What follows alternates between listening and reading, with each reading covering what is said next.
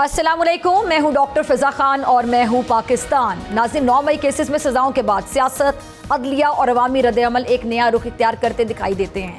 ان سزاؤں کے بعد جنم لینے والے سوالات آج قومی بیانیے کا محور بن چکے ہیں۔ حکومت ان سزاؤں کو قانون کی فتح قرار دے رہی ہے، تحریک انصاف ناانصافی کہہ رہی ہے۔ 9 مئی کے واقعات میں بعض افراد نے قانون شکنی کی تو یقیناً ان کے خلاف کارروائی ہونی چاہیے، مگر یہ سوال اپنی جگہ باقی ہے کہ کیا ان افراد کی آڑ میں پوری جماعت کو دیوار سے لگایا جا رہا ہے؟ اور پی ٹی آئی کی قیادت نے احتجاجی تحریک اعلان کر رکھا ہے، لیکن موجودہ سیاسی اور معاشی حالات میں کیا ملک ایک اور احتجاجی لہر کا متحمل ہو بھی سکتا ہے؟ کیا کوئی راستہ ایسا نہیں کہ سیاسی جماعتیں اور ریاستی ادارے مکالمے کے ذریعے ایک متوازن حل تلاش کریں؟ ایک طرف سیاسی بحران شدت اختیار کر رہا ہے اور دوسری جانب چینی بحران نے حکومت کو پریشان کر رکھا ہے۔ موجودہ حکومت نے بھی پی ٹی آئی کے دور حکومت کی طرح اس شوگر مافیا سے ٹکرانے کا فیصلہ کیا ہے۔ تو دیکھتے ہیں کہ ماضی میں پی ٹی آئی کو شوگر مافیا کا سرپرست کہنے والی حکومت اب اس بحران سے کیسے نمٹ پائے گی؟ ان سوالات کا جواب دینے کے لیے میرے ساتھ معزز مہمان موجود ہیں۔ مسلم لیگ نون کے سینئر رہنما جاوید لطیف صاحب، کسی تعارف کے محتاج نہیں۔ جاوید صاحب، بہت شکریہ وقت دینے کے لیے، جوائن کرنے کے لیے۔ جاوید صاحب، سب سے پہلے میں بات کرنا چاہوں گی کہ بانی پی ٹی آئی کی جو اپنے بچوں سے 1.5 گھنٹہ فون پر بات کروائی گئی، تصدیق یہ ہو رہی ہے کہ جی وہ آئیں گے پاکستان۔ پہلے تو سمجھ نہیں آ رہی تھی کہ آیا کو پاکستان آئیں گے یا پھر نہیں آئیں گے۔ اچھا، اور پھر دوسری بات یہ کہ ایک ترک کا پتہ کہا جا سکتا ہے کہ جی ان کی پارٹی کے لوگ کہہ رہے ہیں کہ جی وہ تحریک کو لیڈ کریں گے۔ اب یہ بات بڑی کلیئر ہوگی کہ وہ والد سے ملاقات کے لیے آئیں گے، کسی تحریک میں پارٹیسپیٹ کرنے نہیں آئیں گے، اور چونکہ وہ پاکستانی شہری بھی نہیں ہے، برٹش نیشنل ہے، تو ان کو پاکستان کے آئین کے مطابق کسی تحریک کو لیڈ کرنے کا اختیار یا حق بھی نہیں دیتا قانون۔ کیسے دیکھ رہے ہیں پورے معاملے کو؟ آپ لوگ ویلکم کریں گے ان کو اگر وہ آتے ہیں تو؟ شکریہ ڈاکٹر صاحبہ، میں 2 چیزیں عرض کر دوں۔ آپ نے اپنے انٹرویو میں جو باتیں 2 کی ہیں نا، ایک تو آپ نے کہا کہ حکومت جو ہے وہ خوش ہو رہی ہے اور تحریک انصاف سزاؤں پہ کہہ رہی ہے کہ ناانصافی ہوئی ہے۔ میں کہتا ہوں کہ نہ یہ کسی کی فتح ہے اور نہ کسی کے ساتھ ناانصافی ہے۔ جب آپ جرم کریں گے، جب آپ قانون توڑیں گے، تو خاص طور پر تنصیبات پہ آپ حملہ کریں گے جو کہ دشمن کی خواہش یا دشمن کی واردات ہو سکتی ہے، کبھی کسی پاکستانی کی یہ سوچ بھی نہیں ہو سکتی۔ اس لیے جو اس میں ملوث ہیں ان کو سزائیں ہونا کوئی انہونی نہیں ہے، بلکہ ان کو ہونی چاہیے۔ ہاں، یہ بات ضرور ہے کہ جنہوں نے اس بات پہ ان کو اکسایا، جنہوں نے ذہن سازی کی، ان کو آج تک یہ سزائیں نہیں ہو سکیں۔ تو میں سمجھتا ہوں کہ کمزور کو آپ سزا دے دیں اور طاقتور کو آپ سزا نہ دیں، یہ ناانصافی ضرور ہے۔ اور جہاں تک سوال ہے کہ وہ آئیں گے اس کے بچے، بھائی ان کا رائٹ ہے، ان کے والد ہیں، ان سے ملنے دیا جانا چاہیے اور ملنے دیا جائے گا۔ اب آ جائیں جہاں تک سوال ہے کہ کسی وہ احتجاجی تحریک کو لیڈ کرتے ہیں یا نہیں۔ پہلی بات تو یہ ہے کہ میں آپ کو ذمہ داری سے یہ کہہ سکتا ہوں، جو میں ماضی جانتا ہوں اس فیملی کا یا جو اب تک کی صورتحال ہے، وہ کسی طور پر بھی کسی احتجاجی تحریک کو لیڈ نہیں کریں گے اپنے طور پہ۔ ہاں، اگر کرتے ہیں تو غیر ملکی کے لیے جو قانون ہے پاکستان کا، اس کو تو آپ کو فالو کرنا پڑے گا، اور وہ فالو کریں گے تو یقیناً وہ لیڈ کرنے کی پوزیشن میں نہیں ہوں گے۔ ٹھیک ہے، یقیناً پھر لیڈ کرنے کی پوزیشن میں نہیں ہوں گے۔ اچھا سر، میں نے یہ چیز دیکھی ہے کہ جب بھی کسی کی حکومت ہوتی، فار ایگزامپل جب پی ٹی آئی کی حکومت تھی تو لوگوں کو اکثر نیب کے مقدمات میں جیل بھیج دیا جاتا تھا، پھر بڑی پور انویسٹیگیشن کہہ لیں کہ انویسٹیگیشن ہوتی نہیں تھی، کوئی چیز ثابت ہو نہیں سکتی تھی، پروسیکیوشن ویک کہہ لیں کہ وکٹری سائن بنا کے بندہ باہر آ جاتا تھا اور کہتے تھے مجھ پہ کچھ ثابت نہیں ہو سکا، لیکن اس کو جو اتنا عرصہ بند رکھا جاتا تھا، جس کے لیے عقوبت خانے کا لفظ استعمال کیا جاتا ہے سیاستدانوں کی جانب سے، تو وہ ٹائم کوئی اس کو لوٹا نہیں سکتا آف کورس۔ اچھا، مجھے یاد ہے اس ٹائم کے چیئرمین نیب سے ایک بار ہم لوگوں کی 1-on-1 ملاقات ہوئی کچھ صحافیوں کی، تو میں نے ان سے بات کی تو انہوں نے مجھے صرف اتنا جواب دیا، میں نے کہا سر اب ثابت تو کچھ نہیں کر پاتے، اتنے لوگوں کو، کیونکہ پی ٹی آئی کی طرف حکومت تھی، اتنے لوگوں کو نیب نے پکڑا کرپشن کے الزام نے، لیکن آپ ثابت نہیں کر پائے کہ آپ کی پروسیکیوشن ویک ہے، آپ لوگوں کی انویسٹیگیشن ویک ہوتی ہے۔ جب انویسٹیگیشن اتنی ویک ہے، کچھ آپ کے پاس ہے ہی نہیں، آپ کے پاس اگر پروسیکیوشن کی طاقت نہیں ہے تو پھر آپ لوگ پکڑتے کس بنیاد پر ہیں؟ پھر ثابت نہیں کر پاتے تو آپ کی ہار ہے۔ تو انہوں نے صرف اتنا سا جواب دیا کہ فضا، میں آپ کو کیٹیگوریکلی یہ کہہ سکتا ہوں کہ جس کو بھی پکڑا تھا وہ دودھ کا دھلا نہیں تھا، اور میں نے ان کے منہ پہ بولا کہ آپ کے جواب سے میں مطمئن نہیں ہوئی، کیونکہ یہ کوئی جواب نہیں ہے۔ تو جب کوئی بھی حکومت جاتی ہے، دوسری حکومت آتی ہے، تو جب بھی کیسز بنتے ہیں تو لوگ یہ تاثر لیتے ہیں، عام عوام کی میں بات کر رہی ہوں، کہ وہ یہ سمجھتے ہیں کہ شاید یہ پرانے بدلے لیے جاتے ہیں کہ اب چونکہ تم نے اپنے دور میں ایسے کیا تھا، اب تمہارے دور میں میں یہ ایسے کروں گا. تو یہ جو 9 مئی کا مقدمہ ہے اس کو سیاست سے کیوں جوڑا جاتا ہے؟ پہلی چیز تو مجھے یہ سمجھ نہیں آ رہی، کیونکہ یہ تو فوجی تنصیبات پر حملہ تھا، کور کمانڈر ہاؤس کا جا کے گھراؤ کیا گیا، شہداء کی یادگاروں پہ چڑھائی کی گئی، شہداء کے جو اہل خانہ لواحقین ہیں ان کے سینٹیمنٹس کو ہرٹ کیا گیا، پوری قوم کو تکلیف ہوئی وہ مناظر دیکھنے کے بعد. تو اس کو آپ کی حکومت سے کیوں جوڑ دیا جاتا ہے پی ٹی آئی کی جانب سے؟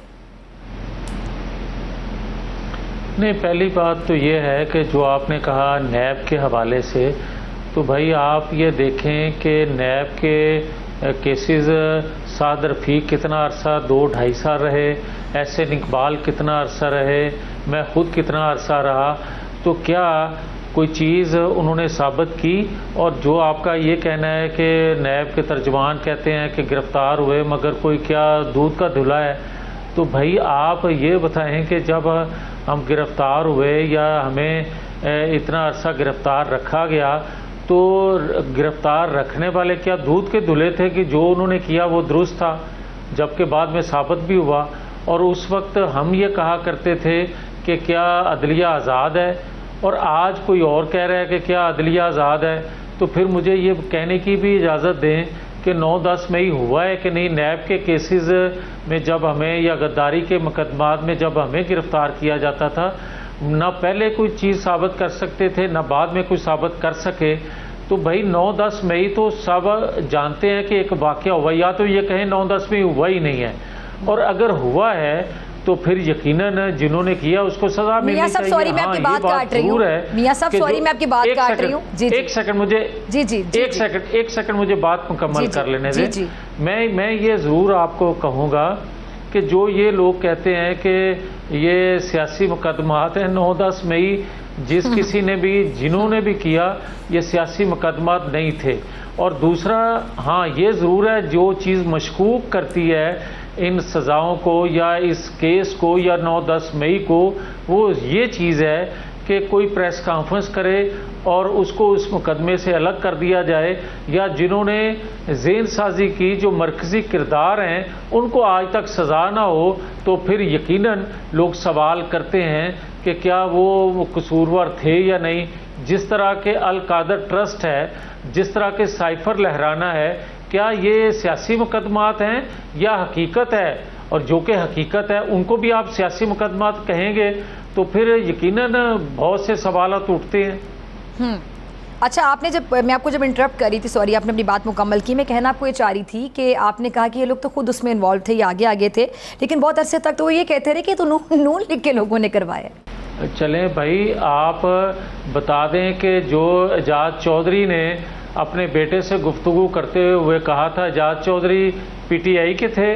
پھر جو ڈاکٹر یاسمین راشد کہہ رہی تھی وہ بھی مسلم لیگ سے ان کا تعلق ہے یا پی ٹی آئی سے ہے. پھر عمران خان نے خود جو کچھ کہا جب بندیال صاحب انتہائی مہربان ہو گئے اور انہوں نے 9-10 مئی کرنے والے کو راتوں رات ہی کسی گیسٹ ہاؤس میں بھیج دیا اور صبح وہ ریلیز ہو گیا، اور ریلیز ہوتے ہی انہوں نے لاہور میں پہلا سٹیٹمنٹ جو دیا عمران خان نے، اس نے کہا کہ جو مجھے گرفتار کرے گا لوگ ریئیکشن بھی تو انہی کے خلاف کریں گے. کیا اس سے پہلے رینجر یا فوج ذوالفقار علی بھٹو کو، نواز شریف کو، بے نظیر بھٹو کو گرفتار کرتی نہیں رہی؟ اور کتنے لوگوں نے ریئیکشن ان کے خلاف دیا ہے یا فوجی تنصیبات پہ حملے کیے ہیں؟ بھائی کرتے آپ خود ہیں، اور اس کے بعد آپ کہتے ہیں یہ سیاسی کیسز ہیں. سیاسی ورکر اس طرح کا فیل نہیں کر سکتا، یہ ایک حقیقت ہے. ٹھیک ہے.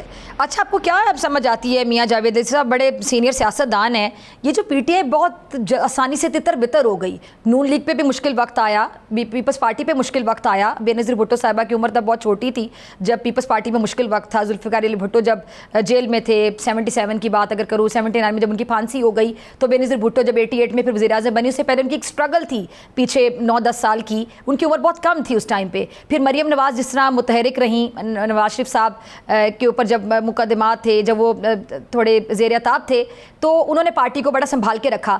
پی ٹی آئی میں کیا ایک کسی ایسے فرد کی کمی ہے کہ جو پارٹی میں وہ کردار ادا نہیں کر سکا جو کہ پیپلز پارٹی کو جوڑے رکھنے میں بینظیر بھٹو نے، یا پھر نواز شریف صاحب پہ جب برا ٹائم تھا تو مریم نواز نے وہ لیڈ کیا؟ تو آپ کو لگتا ہے کہ علیمہ خان صاحبہ اس کو صحیح طریقے سے نہیں ہینڈل کر پائیں، بشرا بی بی اگر ہوتی فرنٹ پر لیڈ کر رہی ہوتی تو وہ ہینڈل کر پاتی، اور جو پارٹی کے اندر کے لوگ ہیں ان کے آپس میں اتنے مسائل ہیں، اتنے جھگڑے ہیں کہ وہ صحیح طریقے سے ان مسائل کو لیڈ نہیں کر پا رہے؟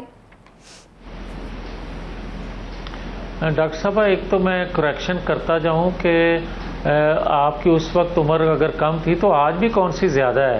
آج بھی آپ کی عمر اتنی نہیں ہے جتنی آپ سمجھ رہی ہیں۔ میں صرف بھٹو کی عمر کہہ رہی ہوں کہ ان کی عمر کم تھی سر، میں نے اپنی عمر کی بات نہیں کی۔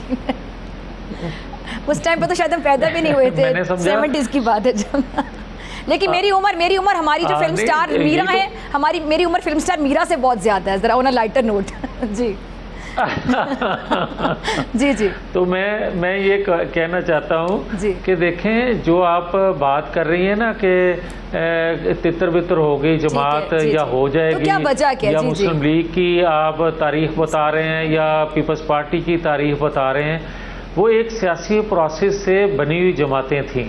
یہ جماعت جو ہے جس طرح بنائی گئی جنرل پاشا سے رحیل شریف اور چلتے چلتے کیانی صاحب اور پھر جنرل فیض حمید اور باجوہ صاحب تک چیزیں پہنچیں، تو پھر اس میں تڑکا پورا لگایا جسٹس ثاقب نثار نے صادق اور امین کا سرٹیفکیٹ دے کے، یا بندیال صاحب نے جو منظور نظر ان کو رکھا، تو یہ ایک ہسٹری ہے جو وہ چیزیں سہولت کاری پیچھے سے ہٹی ہے، اور آج اگر تھوڑا بہت آپ ان کو محسوس کر رہے ہیں، کوئی لوگ کہتے ہیں مقبولیت، تو قبولیت کے ساتھ جوڑتے ہیں، تو میں یہ سمجھتا ہوں کہ ایک ایسا موقف انہوں نے اپنایا یا بظاہر اپنایا ہوا ہے، حالانکہ اندر سے وہ سارا ان کے خلاف ہیں اور انہی سے تانے بانے اپنے جوڑنے کے لیے بےتاب ہیں۔ اگر وہ حقیقت لوگوں کے علم میں آ جائے جو آج اس کے لیے باہر نکلتے ہیں یا اس کے لیے آواز بلند کرتے ہیں، تو دو بندے اس کے ساتھ نہ کھڑے ہوں، کیونکہ اس نے 4 سالہ اپنے اقتدار میں کوئی ایک کام ایسا نہیں کیا جو منشور پیش کیا کرتے تھے، سب کو چور ڈاکو کہا کرتے تھے، قرضے ختم کرنے تھے، کروڑوں نوکریاں دینی تھیں، لاکھوں گھر بنا کے دینے تھے، کوئی ایک کام بتا دیں جو یا مہنگائی کم کرنی تھی یا کرپشن ختم کرنی تھی۔ کرپشن میں خود ڈوب گئے، آئین قانون کی بالادستی کی آج بات کرتے ہیں، آئین قانون کی دھجیاں اڑا دی اس بندے نے 4 سالہ اپنے دور اقتدار میں۔ آج کہتے ہیں کہ جناب جمہوریت کا لمبردار ہوں میں، تو جمہوریت کا بیڑا غرق بھی 4 سال میں انہوں نے کیا۔ جب ایک پیج تھا، جب ایک پیج پھٹا تو پھر ساری دنیا نے دیکھ لیا۔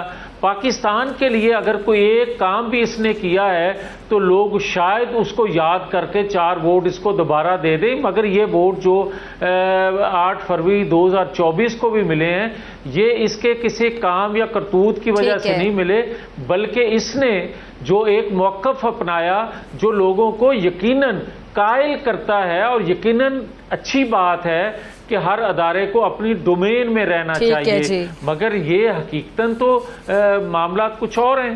ٹھیک ہے۔ اچھا، چینی بحران سر، یہ پی ٹی آئی کے دور میں بھی انہوں نے بھی بڑی کوشش کی اس پر کوئی ایک اچھی پالیسی بنے، اور جو بڑے بڑے نام سامنے آ جاتے ہیں ان کو پکڑا جا سکے، ان کو کنٹرول کیا جا سکے۔ تو ابھی بھی جو چینی مافیا ہے یہ سرگرم ہے، تو آپ کی حکومت کنٹرول کرنے میں کامیاب ہو جائے گی؟ بڑے نام ہیں اس میں۔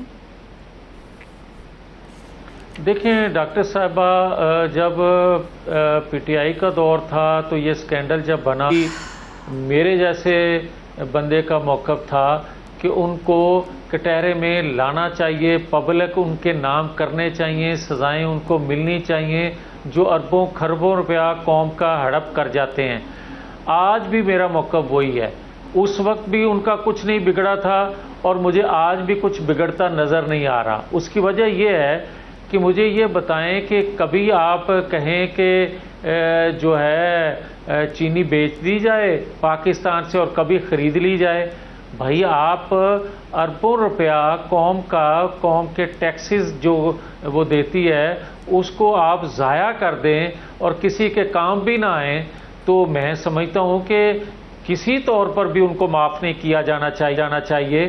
مگر بدقسمتی یہ ہے کہ اگر, اور یقیناً مجھے اچھا لگا مفتیٰ اسماعیل نے ایک سٹیٹمنٹ دیا کہ حالانکہ وہ ایک دوسری جماعت سے آج تعلق رکھتے ہیں, انہوں نے کہا کہ پچھلے دور میں 18 ماہ کے دور میں بھی جب پریشر تھا کہ چینی فروخت کر دی جائے تو شہباز شریف پرائم منسٹر تھے تو انہوں نے کہا کہ یہ بالکل نہیں ہوگا, اور بے شمار دباؤ ان پہ آیا, انہوں نے یہ بات نہیں مانی, اور آج بھی ان کا بقول ان کے ہی کہ آج کے چیف ایگزیکٹو پہ بھی جتنا چاہے دباؤ ہو وہ نہیں اس چیز کے لیے راضی ہوئے ہوں گے, وہ اپنی معلومات کے بیس پہ بات کر رہے ہیں.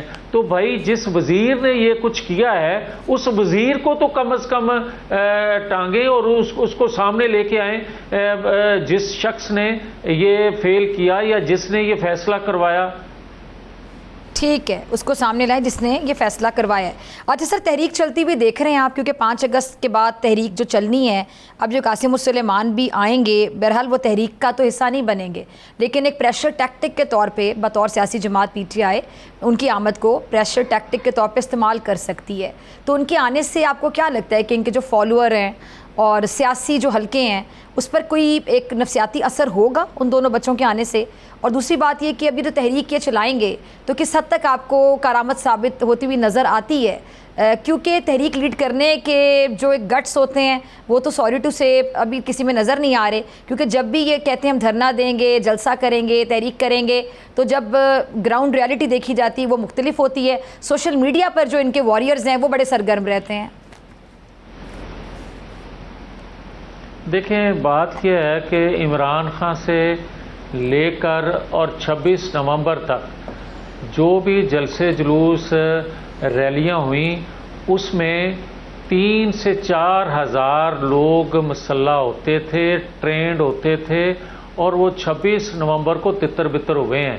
اس کے بعد آپ دیکھیں کہ جب فرنٹ لائن ٹوٹی ہے تو آج تک علی امین گنڈا پور جو ہیں وہ بڑک مارنے کی پوزیشن میں نہیں رہ گئے, اور اگر وہ رہتے اور وہ تتر بتر نہ ہوتے یا اس وقت شناخت کر کے ان کو گرفتار نہ کیا جاتا, اور وہ 3-4 ہزار جو تھے یہ وہ لوگ تھے جو آپ نے جیلوں سے 6-7 ہزار لوگوں کو, دہشت گردوں کو چھوڑا تھا, وہ ٹرینڈ لوگ تھے. اور اب وہ کیونکہ سہولت میسر نہیں ہے تو اس کے بعد آپ نے کوئی تحریک بھی چلتی نہیں دیکھی, کوئی لانگ مارچ, کوئی مارچ ہوتا بھی نہیں دیکھا, اور نہ ہی کسی نے اناؤنس کیا ہے. تو میں یہ سمجھتا ہوں کہ آج جو آپ دیکھ رہے ہیں چیزیں جو آپ کو زمین پہ نظر نہیں آ رہی, وہ اسی وجہ سے نہیں نظر آ رہی کہ وہ 6-7 ہزار بندہ ان کے پاس نہیں ہے, اور اگر وہ فرنٹ لائن ختم ہو گئی ہے تو پیچھے تو کچھ تھا ہی نہیں. تو آج بھی میں یہ کہہ رہا ہوں کہ یہ تحریک شریک کا کوئی چکر نہیں ہے. ہاں مجھے ایک گلہ ضرور ہے اداروں کے جو ترجمان ہیں ان سے. آپ کو یہ بتانا چاہیے حکومت وقت تو اپنی جگہ, مگر اداروں کے ترجمان جو ہیں جو قانون نافذ کروانے والے ہوتے ہیں وہ بتائیں کہ وہ 4-6 ہزار لوگ کون تھے. وہ 3-4 ہزار جو لوگ ہمیشہ قانون نافذ کرنے والے اداروں کو زخمی کر کے نکل جاتے تھے, کنٹینر ہٹا لیتے تھے, سب کچھ کرتے تھے, وہ کون لوگ تھے یہ قوم کو بتائیں, تاکہ اس کے بعد جو غبارہ میں ہوا بھرنے کی کوشش کرتے ہیں تاکہ دوبارہ کوئی اس غبارے میں ہوا نہ بھر سکے. ٹھیک ہے جی, بہت شکریہ میاں صاحب آپ کے قیمتی وقت کے لیے, اور ناظرین آپ سے ملاقات ہوگی بریک کے بعد. ویلکم بیک ناظرین, اب میرے ساتھ موجود ہیں ترجمان بانی چیئرمین پی ٹی آئی نیاز اللہ نیازی صاحب. کسی تعارف کے محتاج نہیں, بہت شکریہ نیازی صاحب جوائن کرنے کے لیے, اسٹوڈیو میں تشریف لانے کے لیے. نیازی صاحب 5 اگست جس میں اب 3-4 دن باقی ہیں, تو کیا ہونے جا رہا ہے پھر؟ جلسہ ہوگا, دھرنا ہوگا, تحریک کس طرح چلے گی؟ کیونکہ ابھی تک کوئی تیاری سمجھ نہیں آ رہی ہے. بسم اللہ الرحمن الرحیم. ڈاکٹر صاحب دیکھیں کہ آپ نے دیکھا کہ 5 اگست سے پہلے فیصلے بھی آ گئے, اور یہ کتنے جلدی میں فیصلے آئے 3 عدالتوں سے, ایک سرگودا کی عدالت سے, ایک فیصل آباد کی عدالت سے جو کل آئے, 108 لوگوں کو سزائیں دی گئیں, اور اس سے پہلے ایک لاہور کی عدالت سے آیا. یعنی مومنٹم جو ہم بنا رہے ہوتے ہیں اس کے لیے ان کو پتہ تھا کہ 5 اگست کو 8 فروری کو لوگ جو نکلے تو ان کو پتہ ہے کہ لارجسٹ پارٹی ہے پاکستان کی, عوام عمران خان کے ساتھ کھڑے ہیں, یہ ماننا پڑے گا, اور وہ خود بھی مانتے ہیں. اب لوگوں کے نکلنے کے لیے وہ مختلف قسم کے حالات پیدا کرتے ہیں. ہم نے جلسے کی اجازت مانگی, وہ دیکھیں کہ اس کے لیے جلسے کے لیے کیا کچھ نہیں کہا جا رہا. ہم جہاں اجازت مانگتے ہیں پیسفل پروٹیسٹ کی، کیونکہ ہمارے پاس اور کوئی راستہ نہیں ہے، آپشن سارے ختم ہو گئے ہیں. دیکھیں 8 فروری کے بعد ٹریبیونل بنے الیکشن کے لیے، فارمر چیف جسٹس کا فیصلہ آپ دیکھ لیں کہ اس کو کتنا لنگر آن کیا گیا، پھر ریٹائرڈ ججز کے لیے ٹریبیونل بنائے گئے. تو ہمارے پاس کوئی آپشن نہیں ہے. تحریک جو ہوتی ہے، عمران خان کی تحریک کا مین مشن جو ہے، جو 96 سے چل رہی ہے، آئین کی بالادستی اور قانون کی حکمرانی. اور میرا خیال ہے کہ جو رول آف لا کی آدمی بات کرتا ہے تو وہ بہت دیر تک چیزیں چلتی ہیں. رول آف لا کی جدوجہد جو ہے نا، وہ جہد مسلسل ہے، وہ ایک ٹائم لیتی ہے. لیکن ایسا سوری ٹو سے جب حکومت تھی پی ٹی آئی کی 2018 میں، تو تب آئین کی جو بالادستی کی وہ بات کرتے ہیں، جمہوریت کے حوالے سے بات کرتے ہیں.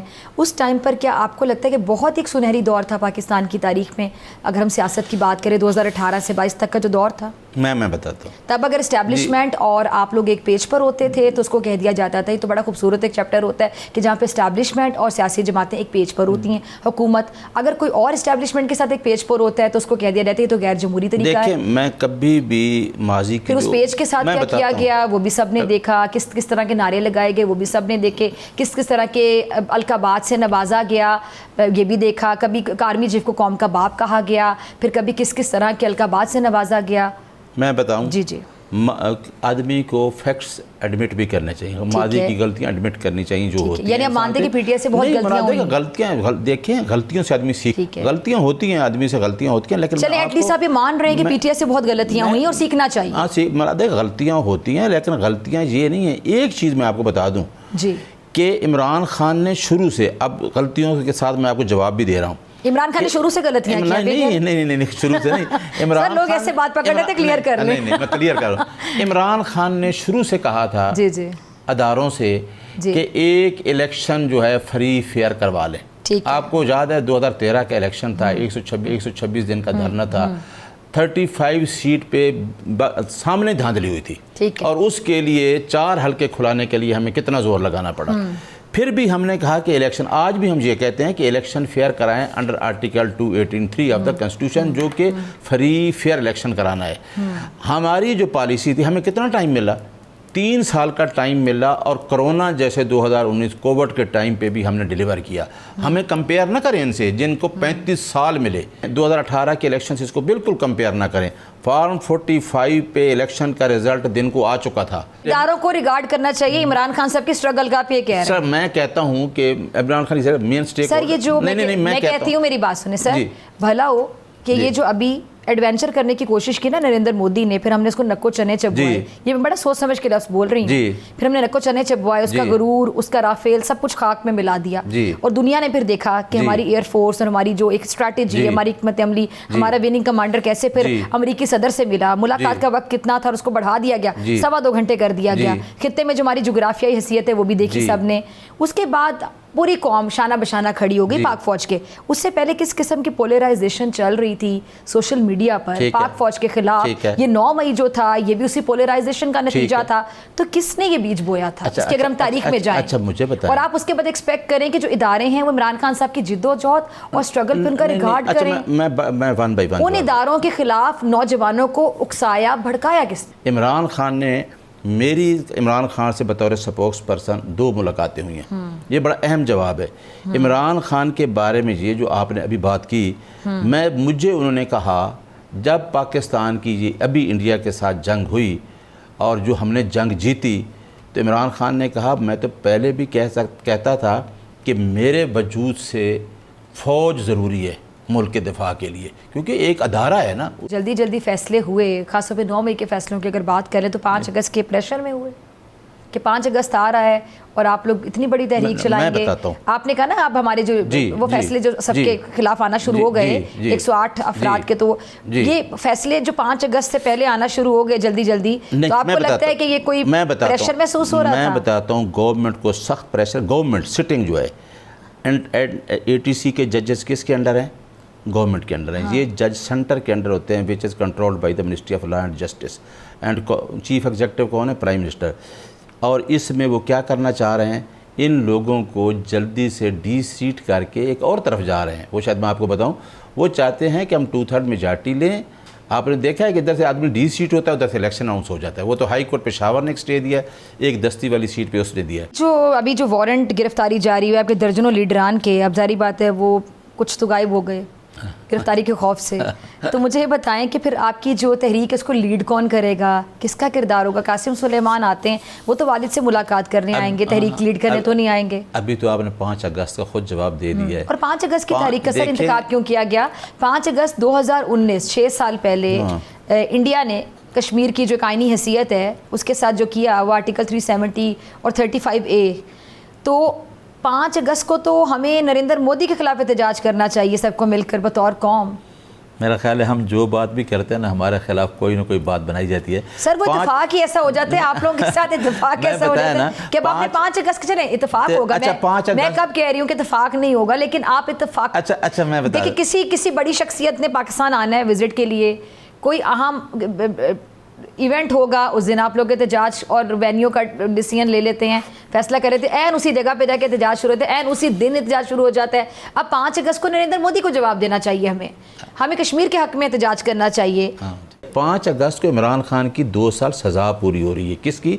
جو توشہ خانہ 1 میں ہوئی تھی, جو اسلام آباد سے 5 اگست کا انتخاب اس لیے کیا گیا, اس ڈیٹ کے حساب سے. اچھا اگلی بات یہ ہے, آپ نے اس پوائنٹ آف ویو سے کیا, لیکن ظاہری بات ہے 5 اگست کی تاریخ. جی اگلی بات آپ نے کی دیکھیں, آپ نے بڑا اچھی بات وہ نکالی. آپ دیکھیں کم از کم میں آپ کو دکھاؤں 100 لوگوں کے وارنٹ گرفتاری نکال دی ہیں, اس میں کوئی لیڈرشپ نہیں بچی. دیکھیں آپ کہتے ہیں آپ کے کیس بھی نہیں سنتے, آپ کا القاد, ہم کہتے ہیں ہمارے کیس سنو بے شک سزا دے دو جو بھی کرنا ہے, آپ کہتے ہیں کیس بھی نہیں سنتے. پی ٹی آئی کی بیٹ کور کرنے والے رپورٹر ہیں اور وہ ووٹ بھی پی ٹی آئی کو دیتے ہیں ہمیشہ, اور ان کا وہ بڑے ڈائی ہارڈ فالوور کہہ لیں عمران خان صاحب کے. میں ان کی اجازت سے اگلے پروگرام میں ان کا نام بھی لے دوں گی. وہ صحافی ہیں جو کہ ابھی بھی عمران خان کی جو تصویر ہے وہ ان کی ڈی پی ہوتی ہے, اور بہت سے جرنلسٹ ہے, ٹھیک ہے, سب کی اپنی ایک رائے ہوتی ہے, سب نے کسی نے اس کو ووٹ دیا ہوتا ہے. ان صاحب سے میری بات ہوئی اور انہوں نے مجھے کہا کہ عمران خان صاحب کو جیل میں ہر طرح کی سہولت مل رہی ہے. چلو یہ پی ٹی آئی کے سپورٹر ایک بندے کی میں بات کر رہی ہوں جو جرنلسٹ بھی ہے. اچھا پھر یہ بات ہو گئی, میں کل ان کی اجازت سے ان کا نام لے دوں گی. آپ لوگ کہتے ہیں کہ وضو کے لیے پانی نہیں مل رہا, اچھا اگر نہیں مل رہا اور آپ ثابت کرتے ہیں, سب سے پہلے میں احتجاج ریکارڈ کرواؤں گی, کیونکہ الحمدللہ میں بھی نماز پڑھتی ہوں. وضو کے لیے پانی اگر صاف نہیں مل رہا تو اس سے بری حرکت کوئی ہو ہی نہیں سکتی. آپ کو کرانا چاہیے, بلکہ یہ لیکن یہ بات کنفرم. جی اچھا میں صرف یہ کہتا ہوں کہ آپ کو کیوں روکا ہوا ہے میڈیا کو؟ کس کو روکا ہوا ہے؟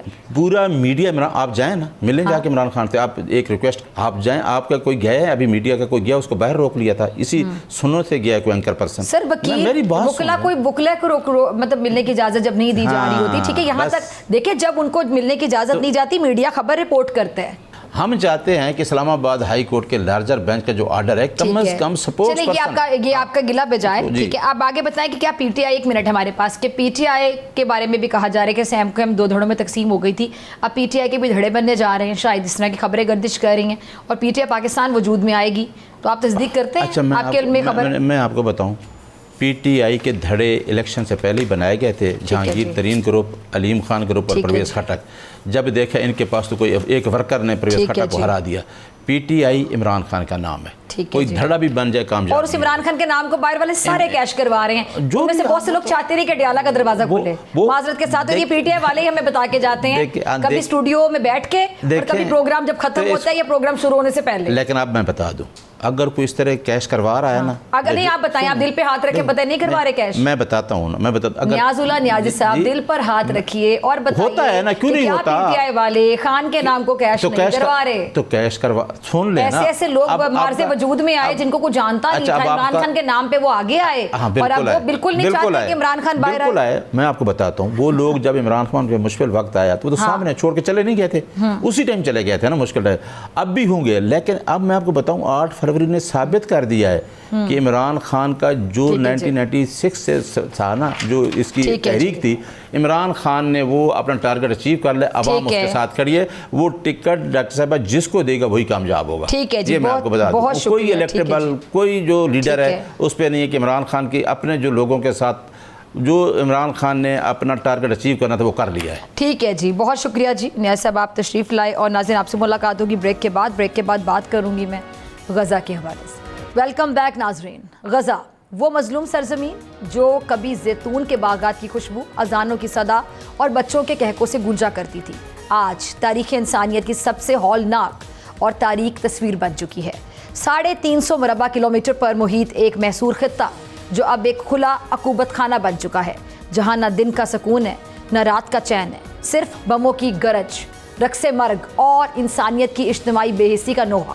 7 اکتوبر 2023 کو اسرائیلی یلغار نے غزہ کے آسمان پر موت کی سیاہی پھیلا دی۔ آج قریب 2 سال ہونے کو آئے ہیں اور اس مسلسل درندگی میں 60,000 سے زائد افراد جاں بحق ہو چکے ہیں۔ ہزاروں لاشیں ایسی بھی ہیں جنہیں دفنانے کے لیے نہ کفن میسر آیا نہ قبر کی جگہ ملی، کئی تو صرف خاکستر ہوئے یا پھر ملبے تلے کہیں دفن۔ صرف ایک دن 22 جولائی کو 4 معصوم بچوں سمیت 15 افراد کے جنازے اٹھے، اور آج کے دن اسرائیلی حملوں میں 13 امداد کے متلاشیوں سمیت 30 افراد ہلاک ہو چکے ہیں۔ غزہ انتظامیہ کہتی ہے کہ اس وقت 9 لاکھ بچے شدید غذائی قلت کا شکار ہیں، جبکہ 70,000 بچے ایسے ہیں جو اب علاج کے قابل بھی نہیں رہے۔ یہ صرف اعداد و شمار نہیں ہے، یہ وہ اذیت ناک سانحے ہیں جو ہر لمحہ ایک ماں کی ممتا، ایک باپ کی امید، ایک بچے کے خواب اور ایک بزرگ کے سکون کو موت کے گھاٹ اتار رہے ہیں۔ اقوام متحدہ کے سیکرٹری جنرل کا ایک بیان، "This is a horror show with a level of death and destruction without parallel in recent times"، جس کا ترجمہ موت اور تباہی اور بربادی کا ایسا خوفناک منظر جس کی کوئی نظیر حالیہ دور میں نہیں ملتی۔ یہی بیان غزہ کی مکمل داستان کا خلاصہ ہے، لیکن سوال یہ ہے کہ جب یہ منظر ایک بین الاقوامی ادارے کے سربراہ کے الفاظ میں ایک خوفناک مثال ہے تو پھر دنیا کے ضمیر پر خاموشی کیوں طاری ہے؟ غزہ میں بھوک نے جسم کو چاٹ لیا، بچوں کی ماؤں کی گود ہی میں ان کو مار دیا، پیاس نے روحوں کو بے حال کر دیا، دوا کی عدم دستیابی سے مریض موت کی آغوش میں جا رہے ہیں، مائیں اپنے مردہ بچوں کو سینے سے چمٹائے تقسیم خوراک کے مراکز پر بے ہوشی کے عالم میں بھٹکتی رہی ہیں۔ خوراک، پانی، ایندھن، دوا کی ترسیل 2 مارچ 2025 سے بند ہے، اور یہ سلسلہ کسی نہ کسی طرح اب تک جاری ہے۔ اسرائیل نے غزہ کے باسیوں کو اس نہج پہ لا کھڑا کیا جہاں موت کی تمنا زندگی سے بہتر لگنے لگی ہے۔ اسرائیل کے ہاتھوں صرف غزہ ہی نہیں، انسانیت بھی لہو لہان ہے۔ بچوں کے پیٹ چاک ہو رہے ہیں، مائیں زندہ درگور ہو رہی ہیں، عالمی برادری یا تو تماشائی بنی بیٹھی ہے یا پھر خاموش حلیف۔ وہ دنیا جہاں ایک پالتو جانور کے مرنے پر مقدمہ ہو جاتا ہے، وہاں لاکھوں انسان جانوروں سے بھی کم تر سمجھے جا رہے ہیں۔ آخر کیوں؟ صرف اس لیے کہ مظلوم فلسطینی ہیں اور ظالم اسرائیل ہے۔ اقوام متحدہ، یورپی یونین، امریکی قیادت، سب کی زبان پر انسانیت کی باتیں تو ہیں، لیکن فلسطینیوں کے حق میں کوئی مؤثر اقدام نہیں ہے۔ اور سب سے بڑا سوال مسلم امہ سے، مسلم دنیا سے، مسلمان ممالک سے، 2 ارب کے لگ بھگ مسلمان، درجنوں اسلامی ممالک، بے شمار فوجی اور مالی وسائل کے حامل حکمران، لیکن سب کے سب ایسے خاموش جیسے غزہ کی چیخیں ان کے کانوں تک پہنچتی نہیں ہیں، بہرے ہو گئے ہیں، نہیں سن پاتے۔ اسلامی تعاون تنظیم OIC جو کسی زمانے میں مسلم امہ کی اجتماعی آواز ہوا کرتی تھی، آج ایک بے جان ادارہ، اور عرب لیگ جو اکثر اپنی عربیت پر بڑا ناز کرتی ہے، کیا آج مراقبے میں چلی گئی ہے؟ اور مسلم حکمران وہ صرف مذمتی بیانات، رسمی اجلاسوں سے اپنی نام نہاد ذمہ داری پوری کر رہے ہیں، سو کالڈ رسپانسبلٹی۔ اگر غزہ کے بچے آپ کو اپنے بچے نہیں لگتے، اگر ان کی مائیں آپ کو اپنی ماؤں کی طرح نہیں دکھتی، نہیں محسوس ہوتی، اگر ان کی چیخیں آپ کے دل کو نہیں ہلاتی، تو جان لیجئے کہ ہم سب اجتماعی طور پہ مردہ ہو چکے ہیں۔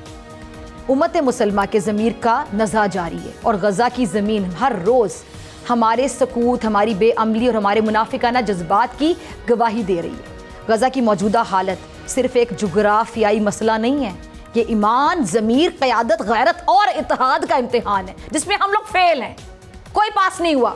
اگر مسلمان آج بھی نہیں جاگے، اگر ہم نے اب بھی صرف بیانات، کانفرنسیں، ٹویٹس پر اتفاق کیا، تو یاد رکھیے کل یہی آگ ہمارے گھروں تک بھی پہنچ سکتی ہے۔ غزہ ہمیں پکار ہے نہ صرف مدد کے لیے بلکہ ہماری غیرت کو جگانے کے لیے کہ جاگو۔ ہمیں سوچنا ہوگا کہ ہم تاریخ میں ان لوگوں میں شمار ہوں گے جنہوں نے ظالم کے خلاف آواز بلند کی، یا پھر ان خاموشوں میں جو مصلحت کی چادر اوڑھ کر قبروں سے بھی زیادہ بے جان ہو گئے، مردوں سے بھی زیادہ بے جان۔ غزہ کا ہر قبرستان ہمیں جھنجھوڑ ہے، ہر یتیم بچہ، ہر زخمی ماں، ہر تباہ شدہ مسجد ہم سے سوال کرتی ہے، تم کہاں تھے جب ہم جل رہے تھے؟ اب وقت ہے کہ ہم اجتماعی بیداری کا مظاہرہ کریں، ورنہ کل ہم سے سوال ہوگا، کبھی تو ہوگا، اور اس دن کوئی جواب کافی نہیں ہوگا، کوئی جواب کافی نہیں ہوگا۔ اسی کے ساتھ مجھے دیجیے اجازت، آپ سے ملاقات ہوگی انشاءاللہ کل سیم ٹائم سیم چینل۔ اگر زندگی نے وفا کی دعا میں یاد رکھیے گا، اپنے پیاروں کا بہت خیال رکھیے گا، اللہ نے کے بعد باخبر رہیے ہر جگہ ہر وقت بر وقت۔ ابھی سنو نیوز کا یوٹیوب چینل سبسکرائب کریں اور بیل آئیکن پر کلک کریں اور جانیے ملکی اور غیر ملکی حالات و واقعات یقین کے ساتھ۔